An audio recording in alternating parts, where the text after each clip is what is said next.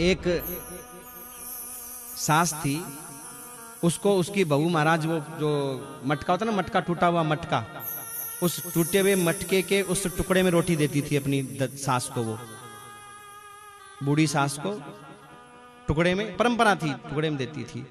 एक पढ़ी लिखी बहू आई तो उसको भी उसने कहा अपनी ददिया सास को ले इसमें रोटी दे गया। वो लेके दे देती थी महाराज, दे के आती थी।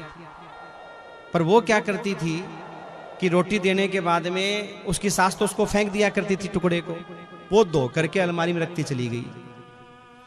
एक दिन की बात है, दिवाली की सफाई आई तो उसकी सास बोली, बहू ये सब इकट्ठे क्यों कर रखे हैं? बोले माता जी एक दिन आप भी तो बूढ़ी होंगी कि नहीं होंगी? क्या मतलब?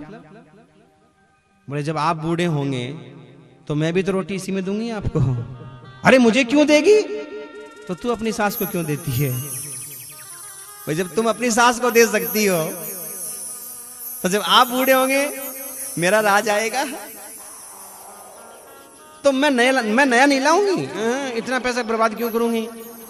आप कम से कम नया तो देती हो अपनी सास को, मैं नया नहीं लाऊंगी। ये दो के रख रही हूं माता जी, ये आपके काम आएंगी।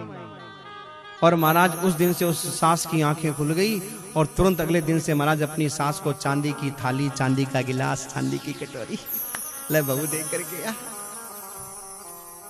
क्योंकि भैया बच्चे तो वही सीखते हैं जो आप उन्हें सिखाते हो। बच्चे वही सीखते हैं। दोस्त बच्चों का कम होता है, बड़ों का ज्यादा होता है, क्योंकि सीखा उन्होंने अपने बड़ों से ही है। जब वो पेट में होते हैं तब सीखना शुरू करते हैं। और महाराज पेट से लेकर के जब तक धरती पर लेट नहीं जाते तब तक एक दूसरे से सीखते रहते हैं। इसलिए ये कथा हमें संकेत करती है, बड़ों का सम्मान करिए, आदर करिए।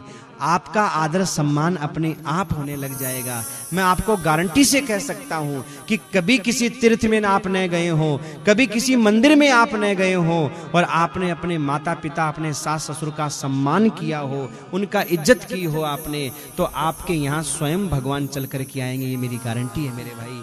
और नहीं तो चाहे कितना भी मंदिर जाना, कितना भी महाराज कहीं जाना, कोई मतलब सिद्ध होने वाला नहीं है। कितनी पूजा, कितना पाठ।